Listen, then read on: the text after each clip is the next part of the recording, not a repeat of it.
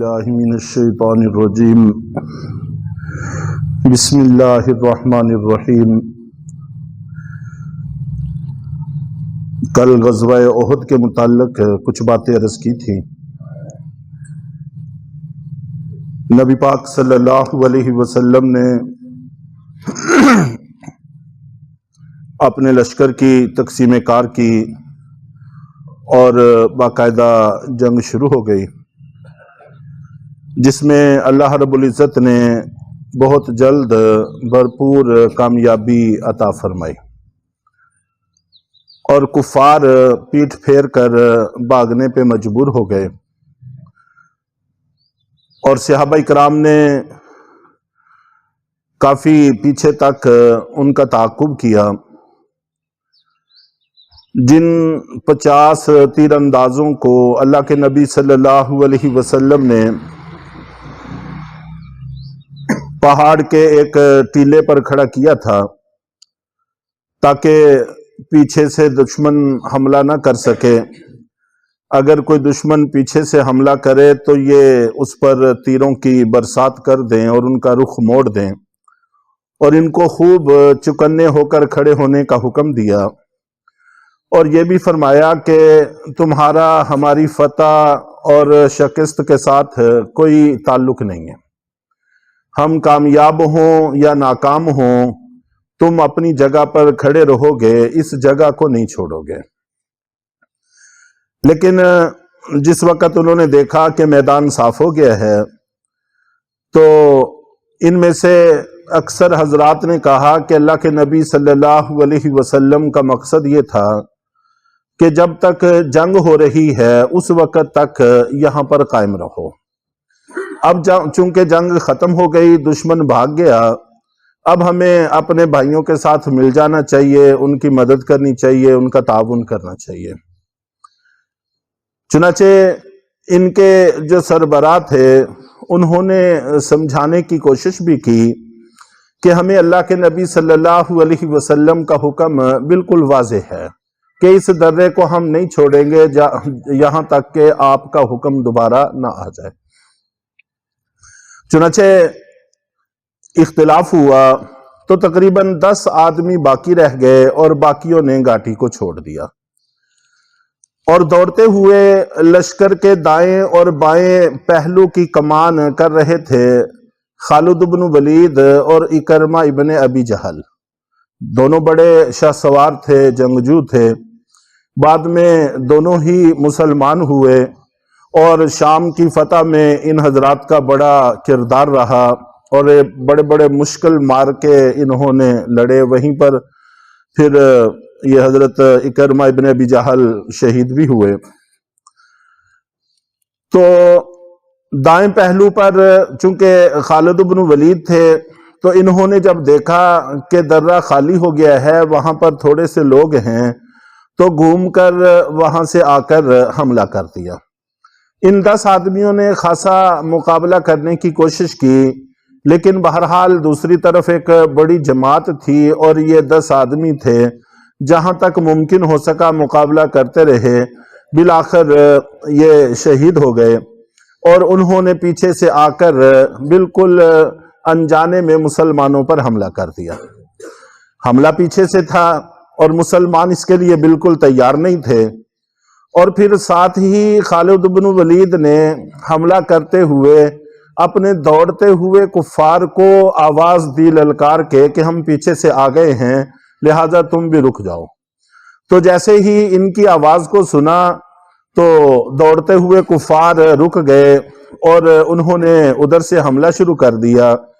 یوں مسلمان نرغے میں آ گئے، یہاں تک کہ یہ بھی پتہ نہیں چل رہا تھا کہ تلوار سے کوئی غیر مسلم قتل ہو رہا ہے یا اپنا ہی کوئی ساتھی شہید ہو رہا ہے۔ ایسے بھی اکا دکا واقعات پیش آئے، اور مسلمانوں کی صفیں بکھر چکی تھیں اور لشکر منتشر ہو چکا تھا، یہاں تک کہ نبی پاک صلی اللہ علیہ وسلم کے ساتھ سوائے چند لوگوں کے کوئی بھی باقی نہیں رہے تھے۔ اس کی بھی انشاءاللہ تفصیلات عرض کر دی جائیں گی۔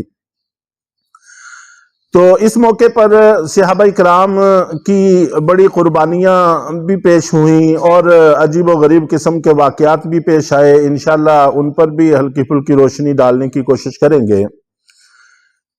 عتبہ ابن ابی وقاص نے اسی موقع میں پھر نبی پاک صلی اللہ علیہ وسلم کو پتھر بھی مارا، جس سے آپ زخمی ہوئے، اور زخمی ہونے کا واقعہ بھی انشاءاللہ تفصیل سے عرض کیا جائے گا۔ تو یوں سارا دن جنگ ہوتی رہی اور خبر مشہور ہو گئی کہ اللہ کے نبی صلی اللہ علیہ وسلم خدا نخواستہ شہید ہو گئے ہیں۔ تو اس نے اور بھی زیادہ مسلمانوں کی ہمتوں کو پست کیا، یہاں تک کہ حضرت عمر رضی اللہ تعالیٰ عنہ کو دیکھا حضرت انس بن نضر رضی اللہ تعالیٰ عنہ نے کہ وہ ایک پہاڑ سے ٹیک لگائے کھڑے ہیں۔ تو انہوں نے پوچھا کہ آپ کو کیا ہوا؟ تو کہنے لگے کہ میری کمر ٹوٹ گئی ہے۔ تو انہوں نے حیرت سے کہا کہ آپ نے اس کی کوئی مرہم پٹی کو علاج معالجہ بھی کیا؟ تو کہنے لگے کہ ٹوٹنے کا وہ مفہوم نہیں جو تم سمجھ رہے ہو، تو اللہ کے نبی صلی اللہ علیہ وسلم کی شہادت کی خبر نے میری کمر کو توڑ دیا ہے۔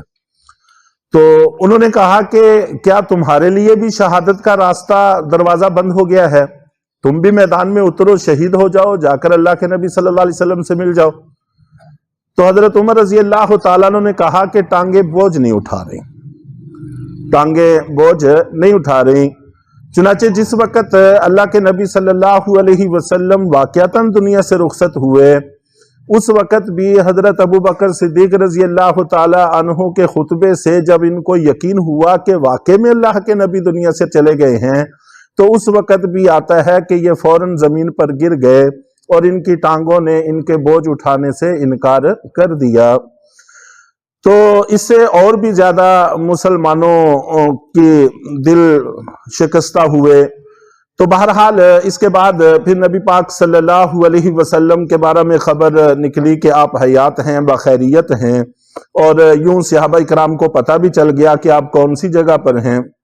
تو دائیں بائیں سے سمٹ کر سارے وہاں پر جمع ہونا شروع ہو گئے۔ شام کو جس وقت دونوں لشکر علیحدہ ہوئے تو دور کھڑے ہو کر ابو سفیان نے پکار کر آواز دی، کیا تم میں محمد حیات ہے؟ تو اللہ کے نبی صلی اللہ علیہ وسلم نے سب کو اشارے سے خاموش رہنے کا حکم دیا کہ کوئی جواب نہ دو۔ تو پھر اس نے کہا کیا ابو بکر تم میں ہیں؟ تو آپ نبی پاک صلی اللہ علیہ وسلم نے پھر جواب دینے سے منع فرما دیا، خاموش رہے۔ پھر اس نے کہا کہ کیا تم میں عمر ہیں؟ تو اس پر بھی اللہ کے نبی صلی اللہ علیہ وسلم نے خاموش رہنے کا حکم دیا۔ تو اس سے مشرکین نے، اور ابو سفیان وہ بھی ابھی تک مسلمان نہیں ہوئے تھے اور لشکر کی قیادت وہی کر رہے تھے، بعد میں وہ بھی مسلمان ہو گئے، تو انہوں نے کہا کہ لات اور عزا کو عزت حاصل ہو گئی اور مسلمانوں کے سربراہ دنیا سے رخصت ہو گئے۔ تو اس پر پھر حضرت عمر رضی اللہ تعالیٰ عنہ سے نہ رہا گیا، انہوں نے اجازت طلب کی کہ اللہ کے رسول آپ مجھے اجازت دیں میں ان کو جواب دوں۔ تو آپ نبی پاک صلی اللہ علیہ وسلم نے اجازت مرحمت فرما دی، اور انہوں نے کہا کہ محمد صلی اللہ علیہ وسلم بھی تمہارے لیے یہاں پر الحمدللہ موجود ہیں، ابو بکر بھی موجود ہیں اور میں عمر بھی موجود ہوں۔ تو یوں یہ جنگ ختم ہوئی اور لشکر مشرکین کا وہاں سے واپسی پر روانہ ہو گیا۔ اس کو عام طور پر کہا جاتا ہے کہ مسلمانوں کو شکست ہوئی۔ تو میں ہمیشہ سے ہی یہ بات عرض کرتا رہتا ہوں کہ شکست کا ایک لفظ بھی قرآن پاک میں کہیں پر موجود نہیں ہے، احادیث میں کہیں موجود نہیں ہے۔ نقصان کہہ سکتے ہیں کہ اس موقع پر مسلمانوں کا خاصا نقصان ہوا ہے۔ نقصان ہونا اور بات ہوتی ہے، فتح اور شکست ہونا اور بات ہوتی ہے۔ شکست اس لشکر کو ہوتی ہے جو میدان چھوڑ کر بھاگتا ہے۔ میدان چھوڑ کر وہ بھاگے ہیں اور نہ ان کے ہاتھ میں کوئی قیدی تھا، نہ ان کے ہاتھ میں کوئی مال غنیمت تھا، کچھ بھی نہیں، خالی ہاتھ وہاں سے رخصت ہوئے۔ راستے میں جا کر ان کو احساس ہوا کہ ہم مکہ والوں کو کس منہ سے کہیں گے کہ ہم فتح یاب ہو کر آئے ہیں۔ وہ پوچھیں گے کہ فتح کی کوئی علامت، تو ظاہر ہے کہ ہمارے پاس تو فتح کی کوئی علامت نہیں ہے، ہمارے پاس تو مسلمانوں کا کوئی جوتا بھی نہیں ہے، تو ہم فتح کی نشانی کیا دکھائیں گے؟ تو مسلمانوں نے اپنے شہداء کو سنبھالا اور تدفین کی، اور نبی پاک صلی اللہ علیہ وسلم کا ایک خواب بھی تھا۔ انشاءاللہ العزیز یہ 2-4 باتیں کل عرض کر کے پھر ان آیات کا ترجمہ کیا جائے گا۔ اللہ تعالی ہم سب کو بھی اسی طرح کا جذبہ عطا فرمائے اور پھر سے امت مسلمہ کو اپنے قدموں پر کھڑے ہونے کی توفیق عطا فرمائے۔